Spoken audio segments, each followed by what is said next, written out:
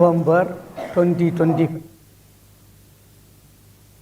కోనసీమ జిల్లా కొత్తపేట పంచాయతీలో స్థానికులు ఆందోళనకు దిగారు. కార్యదర్శి పంచాయతీ రామన్న చౌదరి నిధులను దుర్వినియోగం చేస్తున్నారని మండిపడ్డారు. 2016లో కొత్తపేట పంచాయతీ కార్యదర్శిగా బాధ్యతలు స్వీకరించిన రామన్న చౌదరి 2024లో బదిలీపై వెళ్లారు. దాదాపు 9 సంవత్సరాల పాటు పంచాయతీకి సంబంధించిన రికార్డులు లేవని ఆరోపిస్తున్నారు.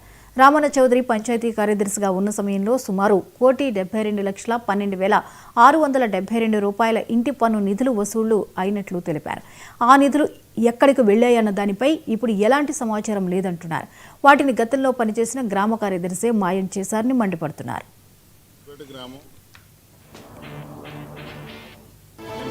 గ్రామ పంచాయతీ పౌరునండి. మేము 1924 సంవత్సరంలో వివి రామన్ గారు ఫిర్యాదు చేసామండి.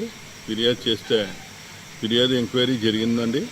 జరిగిన తర్వాత వారిపైన అభియోగం రావడంతో ఎంక్వైరీ చేశారండి. ఎంక్వైరీ చేస్తే కలెక్టర్ వారికి డిఎల్పిఓ డిపిఓ గారికి కూడా చూసి దాన్ని ఎంక్వైరీ నివేదిక తయారు చేశారండి.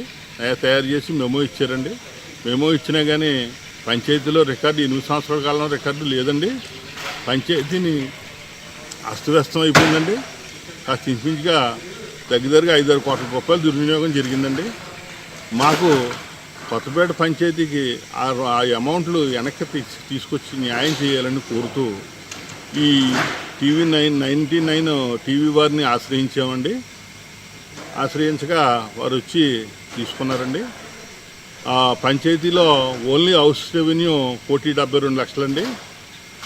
ఒక సామాన్య రైతు చిన్నది ఏదైనా జరిగితే వారిపైన చాలా ఒత్తిడి చేస్తారండి.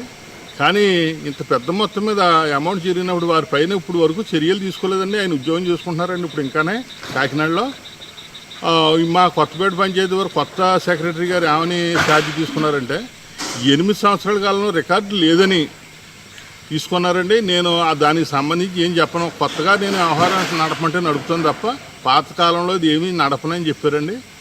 నేను ఇప్పటికైనా దయించి 99 టీవీ వారిని ఆశ్రయించి ఇది నా సందేశం పవన్ కళ్యాణ్ వరకు చేరాలండి. ఎత్తు బిల్డింగ్ కొత్తపేటలో G+2 అని చెప్పి చేసిన పర్మిషన్లు ఇచ్చండి. ఒక 25 బిల్డింగ్లు కట్టారండి.